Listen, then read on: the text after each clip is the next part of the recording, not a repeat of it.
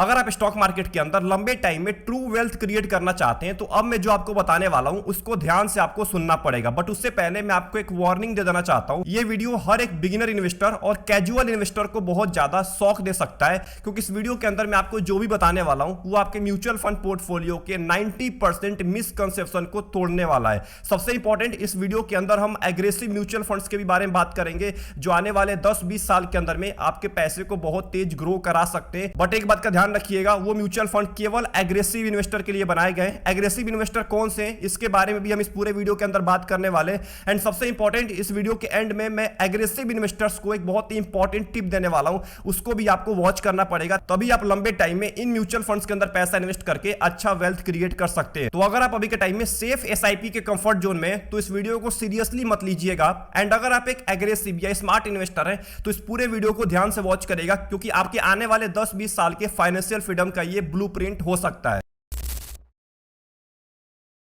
सबसे पहले हम बात करते हैं एग्रेसिव इन्वेस्टर्स के माइंडसेट के बारे में। पहली चीज तो आज के टाइम में आपको यह जानना बहुत ज्यादा जरूरी है कि एग्रेसिव इन्वेस्टिंग का बिल्कुल मतलब नहीं होता है कि आप हाई रिस्क गैम्बल कर रहे हैं। आज के टाइम में लोग क्या समझते हैं कि एग्रेसिव इन्वेस्टिंग का यह मतलब होता है कि जितना ज्यादा रिस्की एसेट क्लास में हम पैसा इन्वेस्ट करेंगे उतना हम एग्रेसिव इन्वेस्टर कहलाने वाले हैं, जो कि बहुत बड़ी बेवकूफी होती है। अब देखिए, मैं आपको एक चीज बताता हूं, बेवकूफी और चालाकी में बहुत छोटा डिफरेंस होता है। अगर आप इस छोटे डिफरेंस को भूल जाएंगे ना, तो ऑब्वियस सी बात है आप चालाकी नहीं कर रहे हैं, आप बेवकूफी कर रहे हैं। अब देखिए क्या है ना, अभी के टाइम में मैक्सिमम ऐसे इन्वेस्टर हैं जो अपने आप को जानबूझ के एग्रेसिव इन्वेस्टर बोल रहे होते हैं, बल्कि वो एग्रेसिव इन्वेस्टर होते भी नहीं है। क्योंकि क्या होता है ना कि ट्रेंड में कुछ म्यूचुअल फंड चल रहे होते हैं, ट्रेंड कोई चल रहा होता है, उस ट्रेंड को फॉलो करना लोग पसंद करते हैं। मतलब ट्रेंड में अगर स्मॉल कैप चल रहा है तो लोग स्मॉल कैप के अंदर पैसा इन्वेस्ट करेंगे। बट असली पहचान तब होती है ना जब स्मॉल कैप नीचे गिर रहा होता है, जब स्मॉल कैप में एक भारी गिरावट होती है, तब वही जो अपने आप को एग्रेसिव इन्वेस्टर बोल रहा होता है वो मार्केट छोड़ के भाग जाता है, वो कभी दोबारा पैसा इन्वेस्ट करता ही नहीं है, उसका इतना लॉस हो जाता है। इसलिए मैंने बोला है कि बेवकूफी और चालाकी में थोड़ा सा फर्क होता है।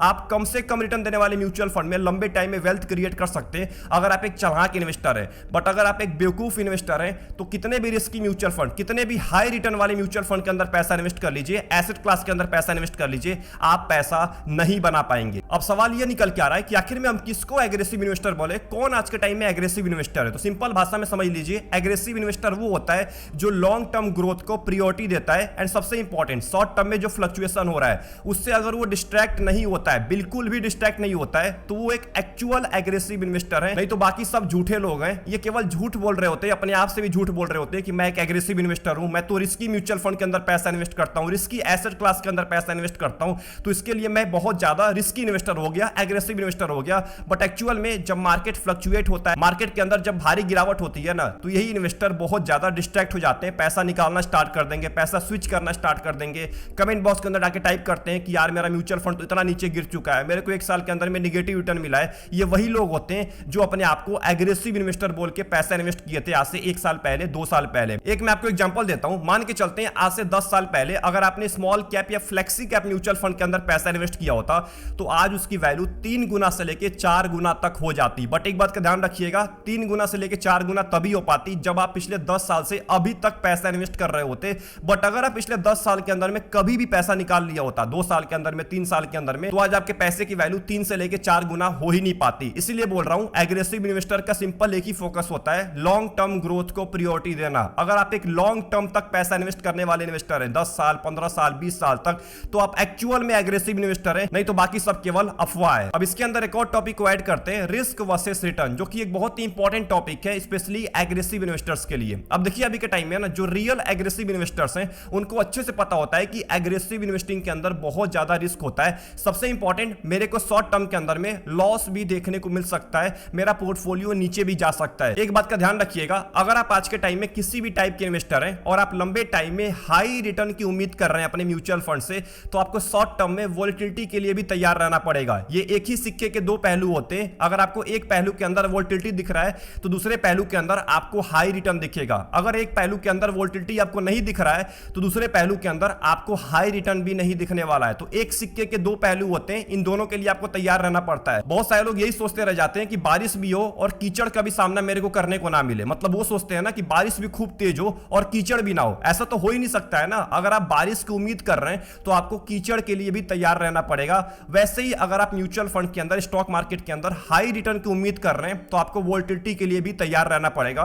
और उसके लिए आपको एसआईपी के ऊपर भरोसा दिखाना होता है। अगर आप म्यूचुअल फंड के अंदर एसआईपी करते हैं आने वाले 10 साल, 15 साल, 20 साल तक, तो आप आसानी से एक अच्छा वेल्थ क्रिएट कर सकते हैं। बट अगर आप 6 महीने, 1 साल, 2 साल पैसा इन्वेस्ट करके अपने पोर्टफोलियो को बार बार देखते हैं कि यार मेरा तो रिटर्न ही नहीं बना है, मेरा तो गोल कंप्लीट ही नहीं हो पाएगा, तो आपके लिए म्यूचुअल फंड या आपके लिए एग्रेसिव इन्वेस्टिंग नहीं बना हुआ है। और इसके अंदर एक और चीज इंपॉर्टेंट होता है जिसका नाम है डाइवर्सिफिकेशन, जो कि बहुत ज्यादा आपके रिस्क को कंट्रोल कर देता है। अगर आप चाहते हैं ना कि एग्रेसिव इन्वेस्टिंग करते हुए भी आपको ज्यादा रिस्क देखने को ना मिले, तो अपने पोर्टफोलियो को डाइवर्सिफाई रखिए। जितना ज्यादा आप डाइवर्सिफाई रखेंगे अपने पोर्टफोलियो को, उतना ज्यादा लंबे टाइम में आपको कम रिस्क देखने को मिलेगा।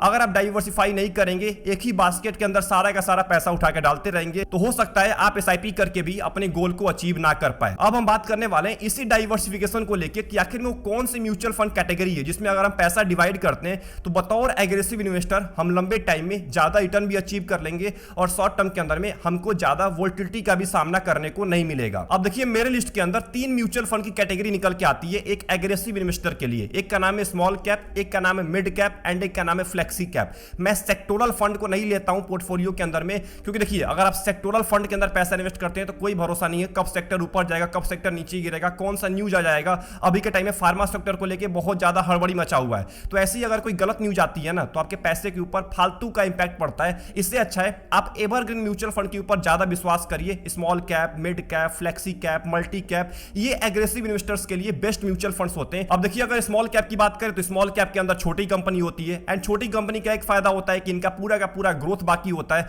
जब पूरा ग्रोथ फेज बाकी होता है ना, तो अगर आप अभी के टाइम में पैसा इन्वेस्ट करते हैं तो आप लंबे टाइम के अंदर में एक अच्छा वेल्थ क्रिएट कर पाते हैं। वो छोटी कंपनी अगर लंबे टाइम में जाके मल्टी बैगर बनती है। अगर बात करूं मैं मिड कैप म्यूचुअल फंड्स की, तो मिड कैप के अंदर पैसा इन्वेस्ट करने का एक फायदा होता है कि जो भी मिड कैप कंपनी होती है वो अपने ग्रोइंग फेज में होती है, ये ग्रो कर रही होती है, ग्रोथ फेज में होती है। जब ग्रोथ फेज में होती है तो आपका पैसा बहुत तेजी के साथ बनना स्टार्ट होता है शॉर्ट टर्म के अंदर में।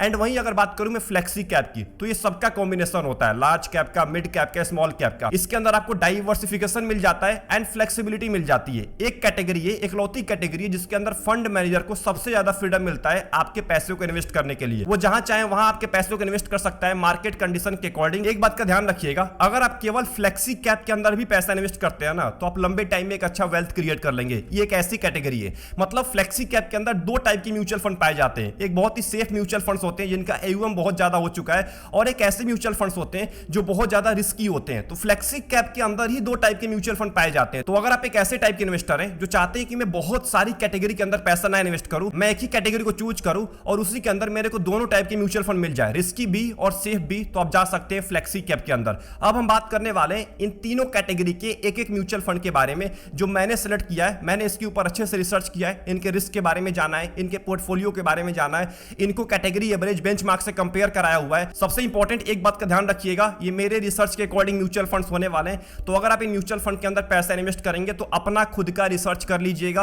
अच्छे से रिसर्च करने के बाद अपने गोल को, अपने रिस्क को चेक करने के बाद ही आपको इन म्यूचुअल फंड्स के अंदर पैसा इन्वेस्ट करना है। तो स्मॉल कैप कैटेगरी के अंदर जो म्यूचुअल फंड है उसका नाम है बंधन स्मॉल कैप म्यूचुअल फंड, जिसका फंड साइज है लगभग 14,500 करोड़ का, एक्सपेंस रेशियो है 0.4% का। बंधन स्मॉल कैप ने पिछले 1 साल के टाइम पीरियड में -3% का रिटर्न दिया है, बेंचमार्क और कैटेगरी दोनों को बीट कर दिया है। 6 महीने की बात करें तो लगभग 14% का रिटर्न दिया है, आसानी से अपने कैटेगरी एवरेज को बीट कर दिया है। वहीं अगर 2 साल की बात करें तो लगभग 29% का रिटर्न है, 5 साल के अंदर में 31% से भी ज्यादा रिटर्न दिया है, अपने बेंचमार्क और कैटेगरी दोनों को बीट कर दिया है। और इसको केवल अभी 5 से लेकर 6 साल का ही टाइम हुआ है, तो अभी तक जब से फंड स्टार्ट हुआ है तब से लेकर लगभग 33% का रिटर्न दिया है और बेंचमार्क और कैटेगरी दोनों को बहुत ही बुरी तरीके से बीट किया है। क्योंकि अगर आप यहां पे देखेंगे बंधन स्मॉल कैप के रैंकिंग को, तो यहां पे देखिए 5 साल के टाइम पीरियड में अपने 3 नंबर पे रैंक कर रहा है। जब से फंड स्टार्ट हुआ है 26 फरवरी 2020 को ये फंड स्टार्ट हुआ था, तब से लेकर अभी तक पूरे कैटेगरी के अंदर 1 नंबर पे रैंक कर रहा है, पूरे स्मॉल कैप के अंदर। 3 साल की बात करें 1 नंबर पे रैंक कर रहा है, 2 साल के अंदर में भी 1 नंबर पे रैंक कर रहा है।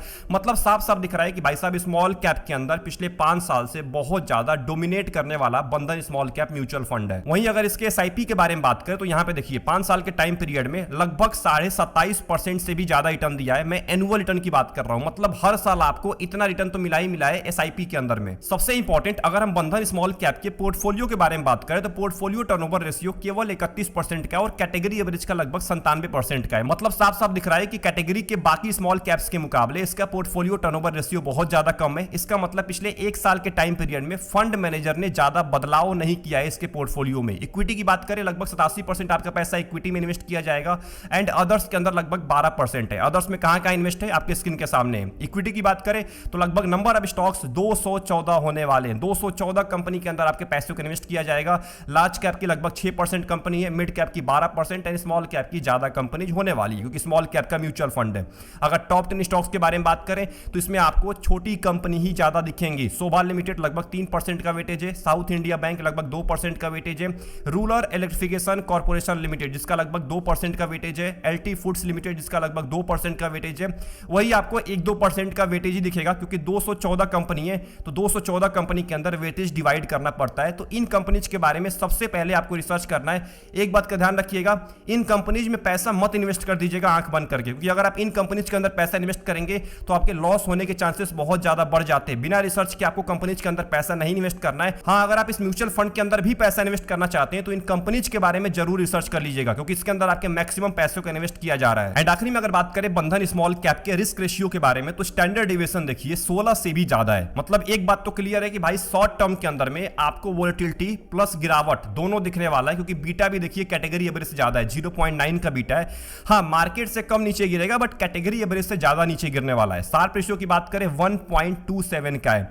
मतलब यहां पे एक बात तो क्लियर है कि रिस्क ज्यादा मिलने वाला है बट उसके साथ साथ आपको रिस्क एडजस्टेड रिटर्न बहुत ही बढ़िया दिया है इस म्यूचुअल फंड ने। दूसरे नंबर पे आता है मिड कैप कैटेगरी। इसके अंदर म्यूचुअल फंड है Motilal Oswal mid cap mutual fund जिसका फंड साइज है लगभग 34,000 करोड़ का। एक्सपेंस रेशियो है 0.6% का। मोतीलाल ओसवाल मिड कैप की बात करें तो एक साल के अंदर में बहुत ज्यादा गिरावट देखने को मिला है, बहुत ज्यादा फ्लक्चुएशन देखने को मिला है, जबकि ये म्यूचुअल फंड 2024 का टॉप म्यूचुअल फंड था। मतलब इससे ज्यादा रिटर्न देने वाला म्यूचुअल फंड कोई नहीं था बट पिछले एक साल से बहुत ज्यादा फ्लक्चुएशन देखने को मिल रहा है। लगभग -7% का रिटर्न दिया है एक साल के अंदर में, बेंचमार्क और कैटेगरी को बीट नहीं कर पाया है। वहीं अगर 2 साल की बात करें तो यहां पे देखिए लगभग 26% का रिटर्न दिया है 2 साल के अंदर में, बेंचमार्क और कैटेगरी दोनों को बीट कर दिया है। 5 साल के अंदर में लगभग 33% का रिटर्न दिया है, यहां पे भी बेंचमार्क और कैटेगरी को बीट कर दिया है। एंड अगर लंबे टाइम की बात करें, पिछले 10 साल की बात करें तो लगभग आपको 23% से भी ज्यादा रिटर्न दिया है। सोचिए 23% का रिटर्न दिया है पिछले 10 साल के अंदर में, बेंचमार्क और कैटेगरी दोनों को बीट कर दिया है। क्योंकि अगर आप यहां पे मोतीलाल ओसवाल मिड कैप के रैंकिंग को एक बार चेक करेंगे तो यहां पे देखिए जब से फंड स्टार्ट हुआ है 24 फरवरी 2014 को ये फंड स्टार्ट हुआ था,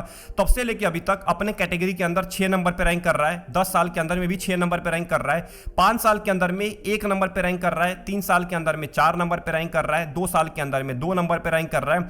एंड शॉर्ट टर्म में जो गिरावट हुई है ना, इससे देखिए अपने कैटेगरी के अंदर नीचे आ चुका है। मतलब एक चीज आपको देखने को मिल रहा है कि लंबे टाइम में इस म्यूचुअल फंड ने बहुत ही बढ़िया परफॉर्मेंस दिया है बट शॉर्ट टर्म में फ्लक्चुएशन की वजह से, मार्केट गिरावट की वजह से एंड इसके पोर्टफोलियो की एक बहुत ही इंपॉर्टेंट कंपनी के अंदर कुछ गलत न्यूज फैला दिया गया था, उसके वजह से वो कंपनी ज्यादा नीचे गिर गई थी। मैं आपको थोड़ा सा आगे चल के बताने वाला हूं जिसके वजह से इस म्यूचुअल फंड पे ज्यादा इंपैक्ट पड़ा है पिछले एक साल के अंदर में। वहीं अगर मोतीलाल ओसवाल मिड कैप के एसआईपी के बारे में बात करें तो 10 साल के टाइम पीरियड में लगभग आपको 22.5% का एनुअल रिटर्न दिया है। सोचिए मिड कैप के अंदर आप पैसा इन्वेस्ट कर रहे हैं और 10 साल में आपको 22% का रिटर्न मिल रहा है, तो और क्या चाहिए आपको। सबसे इंपॉर्टेंट इस म्यूचुअल फंड के पोर्टफोलियो के बारे में बात करें तो साफ साफ दिख रहा है कि पोर्टफोलियो टर्नओवर रेशियो बहुत ज्यादा है। इसका मतलब पोर्टफोलियो के अंदर बदलाव करता है फंड मैनेजर, इसीलिए शॉर्ट टर्म में आपको बहुत ज्यादा वोलेटिलिटी देखने को मिल सकता है। ये म्यूचुअल फंड फोकस्ड फंड की तरह है, मतलब बहुत ही कम कंपनीज के अंदर आपके पैसों को इन्वेस्ट करता है। इक्विटी में लगभग 97% आपका पैसा इन्वेस्ट किया जाएगा जिसमें नंबर ऑफ स्टॉक्स केवल 19 होने वाले हैं। इसके वजह से ही ये म्यूचुअल फंड बहुत नीचे गिर जाता है और इसी की वजह से म्यूचुअल फंड सबसे बढ़िया परफॉर्मेंस भी दे पाता है। लार्ज कैप की कोई भी कंपनी नहीं होने वाली है, जो भी पैसा आपका इन्वेस्ट किया जाएगा वो मिड कैप और स्मॉल कैप में किया जाएगा। ज्यादातर आपको मिड कैप की कंपनी दिखने वाली है। टॉप 10 स्टॉक्स के बारे में बात करें, आपको डिक्सॉन टेक्नोलॉजी सबसे ऊपर दिखेगा जिसका लगभग 10% का वेटेज है। एक कंपनी का 10% का वेटेज है, सोचिए कितना ज्यादा डिपेंडेंसी है। दूसरे नंबर पे कोफोर्ज हो गया, इसका भी लगभग 10% का है। ट्रेंट लिमिटेड का लगभग 9% का है। इटर्नल का लगभग 9% का है। कल्याण ज्वेलर्स का लगभग 8% का है। एक बात ध्यान रखना है, यहां पे देखिए इटर्नल के अंदर वेटेज बहुत ज्यादा बढ़ाया गया है। पिछले एक महीने की बात करें, अगर आप यहां पे चेक करेंगे एक महीने चेंज के अंदर देखिए इटर्नल में लगभग 9% का वेटेज बढ़ाया गया है। इन्होंने इटर्नल के अंदर पैसा नहीं इन्वेस्ट किया था, अभी के टाइम में वेटेज बढ़ा दिया गया है क्योंकि इटर्नल बहुत तेजी के साथ ऊपर भाग रहा है। कल्याण ज्वेलर्स लगभग 8% का वेटेज है और यही कंपनी है जिसके वजह से इस म्यूचुअल फंड पे ज्यादा इंपैक्ट पड़ा है पिछले एक साल में। कल्याण ज्वेलर्स के अंदर एक फेक न्यूज फैलाया गया था जनवरी महीने के अंदर में, उसके वजह से इसका शेयर बहुत ही नीचे गिर गया था, लगभग 30% का फॉल देखने को मिला था। अब उसके वजह से मोतीलाल के ऊपर भी ज्यादा इंपैक्ट पड़ा था। कल्याण ज्वेलर्स का वेटेज बहुत ज्यादा था जनवरी महीने के अंदर में, 197 यानी कि पेटीएम हो गया जिसका लगभग 8% का वेटेज है, परसिस्टेंट सिस्टम है जिसका लगभग 8% का वेटेज है। मतलब यहां पे साफ साफ दिख रहा है कि जो टॉप 10 कंपनी है ना, इनके अंदर भर भर के आपका पैसा इन्वेस्ट किया जा रहा है, इन्हीं के अंदर आपका मैक्सिमम पैसा इन्वेस्ट किया जाएगा। तो इनके बारे में अच्छे से रिसर्च करके ही आप इस म्यूचुअल फंड के अंदर पैसा इन्वेस्ट करिएगा। एंड आखिरी में अगर बात करें मोतीलाल ओसवाल मिड कैप के रिस्क रेशियो के बारे में, तो स्टैंडर्ड डेविएशन देखिए 15 से बहुत ज्यादा है। इसका मतलब शॉर्ट टर्म में आपको वोलेटिलिटी देखने को मिलेगा। बीटा देखिए कैटेगरी एवरेज से कम है, मतलब कैटेगरी एवरेज के मुकाबले आपको गिरावट कम देखने को मिल सकता है। शार्प रेशियो बहुत ही बढ़िया है, कैटेगरी एवरेज से बहुत ज्यादा है। इसका मतलब अभी तक तो आपको रिस्क एडजस्टेड रिटर्न बहुत ही बढ़िया मिलता आ रहा है इस म्यूचुअल फंड के अंदर। एंड जो आखिरी कैटेगरी है फ्लेक्सी कैप की, उसके अंदर जो म्यूचुअल फंड है उसका नाम है GM flexi cap mutual fund, जिसका फंड साइज है लगभग 5,900 करोड़ का, एक्सपेंस रेशियो है लगभग 0.5% का। जीएम फ्लेक्सी कैप ने पिछले एक साल के टाइम पीरियड में लगभग -10% का रिटर्न दिया है, बेंचमार्क और कैटेगरी को बीट नहीं कर पाया है। एक भारी गिरावट आपको देखने को मिली है क्योंकि ये स्मॉल कैप के अंदर भी ज्यादा पैसा इन्वेस्ट करता है आपका। 6 महीने की बात करें लगभग 7% का रिटर्न दिया है, बेंचमार्क और कैटेगरी के बराबर ही है। 2 साल की बात करें लगभग 20% का रिटर्न दिया है, बेंचमार्क और कैटेगरी दोनों को बीट कर दिया है। 5 साल की बात करें 27% का रिटर्न दिया है। एंड अगर लंबे टाइम में बात करें पिछले 12 साल की, तो लगभग आपको 17.5% का रिटर्न दिया है, बेंचमार्क और कैटेगरी दोनों को बीट कर दिया है। क्योंकि अगर आप जीएम फ्लेक्सी कैप के रैंकिंग को चेक करेंगे तो यहां पे देखिए 10 साल के टाइम पीरियड में 3 नंबर पे रैंक कर रहा है, 5 साल के टाइम पीरियड में 2 नंबर पे रैंक कर रहा है, 3 साल के टाइम पीरियड में 1 नंबर पे रैंक कर रहा है। मतलब साफ साफ दिख रहा है कि लंबे टाइम से फ्लेक्सी कैप कैटेगरी के अंदर डोमिनेट करने वाला म्यूचुअल फंड है, कैटेगरी के अंदर टॉप 5 लिस्ट में रहने वाला म्यूचुअल फंड है लंबे टाइम में, 5 साल 10 साल के टाइम पीरियड में। अगर इस म्यूचुअल फंड के एसआईपी के बारे में बात करें तो 10 साल के टाइम पीरियड में लगभग आपको 19.5% का एनुअल रिटर्न दिया है, जो कि फ्लेक्सी कैप कैटेगरी के अंदर बहुत ज्यादा होता है अगर आप एक एसआईपी के इन्वेस्टर हैं। सबसे इंपॉर्टेंट जीएम फ्लेक्सी कैप के पोर्टफोलियो के बारे में बात करें तो पोर्टफोलियो टर्नओवर रेशियो 171% का है, कैटेगरी एवरेज से बहुत ज्यादा है। मतलब एक चीज ध्यान रखिएगा भाई साहब कि शॉर्ट टर्म में बहुत ज्यादा फ्लक्चुएशन देखने को मिल सकता है। फंड मैनेजर बहुत ज्यादा बदलाव करता है पोर्टफोलियो में, क्योंकि मैं आपको पहले ही बता चुका हूं ये स्मॉल कैप के अंदर भी ज्यादा पैसा आपका इन्वेस्ट करता है। इक्विटी की बात करें 98% पैसा आपका इक्विटी में इन्वेस्ट किया जाएगा। नंबर ऑफ स्टॉक्स 64 होने वाले, लार्ज कैप का 31% वेटेज है, मिड कैप का 10% है, स्मॉल कैप का 21%। मतलब यहां पे तीनों कंपनीज के अंदर आपके पैसे को डिवाइड किया जाएगा, बट लार्ज कैप और स्मॉल कैप में ज्यादा पैसा आपका इन्वेस्ट किया जाता है इस म्यूचुअल फंड के अंदर। टॉप 10 स्टॉक्स के बारे में बात करें, सबसे ऊपर आपको लार्ज कैप कंपनी दिखने वाली है आईसीआईसीआई बैंक, जिसका लगभग 5% का वेटेज है। बट दूसरे नंबर पे देखिए गॉडफ्रे फिलिप्स इंडिया लिमिटेड, जो कि एक स्मॉल कैप कंपनी है, इसका लगभग 5% का वेटेज है। मतलब यहां पे एक चीज देखने को मिल रहा है कि लार्ज कैप और स्मॉल कैप का दोनों का कॉम्बिनेशन मिलने वाला है, इसीलिए आपको शॉर्ट टर्म के अंदर में ज्यादा वोलेटिलिटी देखने को मिलेगा। तो इन कंपनीज के बारे में अच्छे से रिसर्च कर लीजिएगा, तभी आपको इस म्यूचुअल फंड के अंदर पैसा इन्वेस्ट करना है। वहीं पे अगर हम आखिरी में जीएम फ्लेक्सी कैप के रिस्क रेशियो के बारे में बात करें तो स्टैंडर्ड डेविएशन देखिए लगभग 15 के आसपास है। इसका मतलब कैटेगरी एवरेज के मुकाबले वोलेटिलिटी भी ज्यादा दिखने वाली है एंड गिरावट भी ज्यादा दिखने वाला है, लगभग 1 से ज्यादा का बीटा है। शार्प रेशियो की बात करें अभी के टाइम में 1 का शार्प रेशियो है, मतलब पिछले कुछ टाइम से म्यूचुअल फंड आपको रिस्क एडजस्टेड रिटर्न बहुत ही बढ़िया देता आ रहा है। तो अगर आपने यहां तक इस पूरे वीडियो को वॉच कर लिया है तो अब मैं आपको 3 इंपॉर्टेंट टिप्स देने वाला हूं, इसको ध्यान रखना है अगर आप एक एग्रेसिव टाइप के इन्वेस्टर हैं। सबसे पहला, अगर आप एग्रेसिव म्यूचुअल फंड के अंदर पैसा इन्वेस्ट कर रहे हैं तो आपको लमसम से ज्यादा एसआईपी के ऊपर विश्वास करना है, ये मेरा एक्सपीरियंस है। अगर आप एसआईपी करते हैं तो मार्केट वोलेटिलिटी के अंदर में आपका पैसा बैलेंस हो जाता है, एवरेज जाता है, और यहां पे रूपी कॉस्ट एवरेजिंग काम करती है। तो हर महीने अगर आप पैसा इन्वेस्ट कर रहे हैं ना तो आप निराश नहीं होते हैं। अब देखिए अगर क्या होता है, अगर आप लमसम कर रहे हैं और कल को अगर मार्केट ज्यादा नीचे गिर जाता है तो आप बहुत ज्यादा होपलेस हो जाते हैं। वहीं पे अगर आप एसआईपी कर रहे हैं तो मार्केट गिरते हुए भी आप एसआईपी करेंगे और मार्केट जब ऊपर जाएगा तभी भी आप एसआईपी करते हैं, तो आपको ज्यादा सोचने की जरूरत नहीं पड़ती है, बस आपको हर महीने पैसा इन्वेस्ट करना होता है। तो एसआईपी के ऊपर आपको ज्यादा विश्वास दिखाना है लमसम के मुकाबले, अगर आप एक एग्रेसिव टाइप के इन्वेस्टर हैं, एग्रेसिव म्यूचुअल फंड के अंदर पैसा इन्वेस्ट कर रहे हैं। दूसरा इंपॉर्टेंट, आपको नॉर्मल एसआईपी नहीं करनी है अगर आप एक एग्रेसिव इन्वेस्टर हैं, आपको स्टेप अप एसआईपी करनी है। जब आप स्टेप अप एसआईपी करते हैं ना तो लंबे टाइम में आप बहुत जल्दी अपने गोल तक पहुंच पाते हैं। हर साल आपको इन्फ्लेशन से ज्यादा अपने इन्वेस्टेड अमाउंट को बढ़ाना है। अगर आप आज 5,000 रुपए इन्वेस्ट कर रहे हैं तो अगले साल आप 5,500 रुपए इन्वेस्ट करिए, मतलब कि 10% अपने एसआईपी को बढ़ा दीजिए। ऐसे करके अगर आप इन्वेस्टिंग करते हैं, अगर आप एक एग्रेसिव इन्वेस्टर है तो आप बहुत जल्दी अपने गोल तक पहुंच पाते हैं। एंड तीसरा सबसे इंपॉर्टेंट, रीबैलेंसिंग। रीबैलेंसिंग करना बहुत जरूरी है, कम से कम आपको हर 1 साल या 2 साल के अंदर में अपने पोर्टफोलियो को रीबैलेंस करना है। क्यों रीबैलेंस करना होता है? क्योंकि बहुत सारे ऐसे म्यूचुअल फंड होते हैं ना जो बहुत लंबे टाइम तक अंडर परफॉर्म कर रहे होते हैं, 3 साल 4 साल 5 साल तक, तो उनको एक बार रीबैलेंस करने के बारे में सोचना चाहिए, म्यूचुअल फंड स्विच करने के बारे में सोचना चाहिए। बट एक बात का ध्यान रखिएगा, आपको पोर्टफोलियो रीबैलेंसिंग तभी करना है जब आपका म्यूचुअल फंड कम से कम 3 साल तक अंडर परफॉर्मेंस करे। अगर 1 साल का अंडर परफॉर्मेंस है या 1.5 साल का है, 2 साल का है, तो आपको नहीं देखना है उस म्यूचुअल फंड की तरफ कि मेरे को चेंज करना है। बहुत सारे ऐसे म्यूचुअल फंड है जो 1 साल 2 साल तक अंडर परफॉर्मेंस करते हैं, और अभी के टाइम में तो बहुत सारे ऐसे म्यूचुअल फंड है क्योंकि पिछले 1 साल से ही मार्केट नीचे गिरा हुआ है, मार्केट ने ही आपको कोई रिटर्न नहीं दिया, तो म्यूचुअल फंड कैसे दे सकते हैं। बहुत ही रेयर म्यूचुअल फंड है अभी के टाइम में जो पिछले 1 साल के टाइम पीरियड में आपको बहुत ही अच्छा रिटर्न दिए। तो रीबैलेंसिंग करना बहुत जरूरी होता है हर 2 साल या 3 साल के अंदर में। तो आई होप आपको ये पूरी वीडियो पसंद आई होगी। एंड में मैं आपको एक मंत्रा देके जाता हूं एग्रेसिव इन्वेस्टर का। एक ही मंत्रा है, patience plus discipline plus smart fund selection. ये तीनों अगर आप करते हैं ना तो आपको लंबे टाइम में वेल्थ क्रिएट करने से कोई नहीं रोक सकता है, अगर आप एक एग्रेसिव इन्वेस्टिंग कर रहे हैं या अगर आप एक एग्रेसिव टाइप के इन्वेस्टर हैं। वीडियो पसंद आई, वीडियो को लाइक कर दीजिएगा एंड चैनल को जरूर सब्सक्राइब कर लीजिएगा। ऐसे इंपॉर्टेंट और इन्फॉर्मेशनल वीडियोज आपके लिए आती रहती हैं रेगुलर बेसिस पे इस चैनल के ऊपर, तो सब्सक्राइब करना मत भूलिएगा। मिलते हैं एक और इंपॉर्टेंट वीडियो के अंदर। अपना ओपिनियन बताना मत भूलिएगा कमेंट बॉक्स के अंदर कि आप किस टाइप के इन्वेस्टर हैं और आप अभी के टाइम में कौन से म्यूचुअल फंड कैटेगरी के अंदर पैसा इन्वेस्ट कर रहे हैं। मिलते हैं नेक्स्ट वीडियो के अंदर। अपना ध्यान रखिए, best of luck, take care.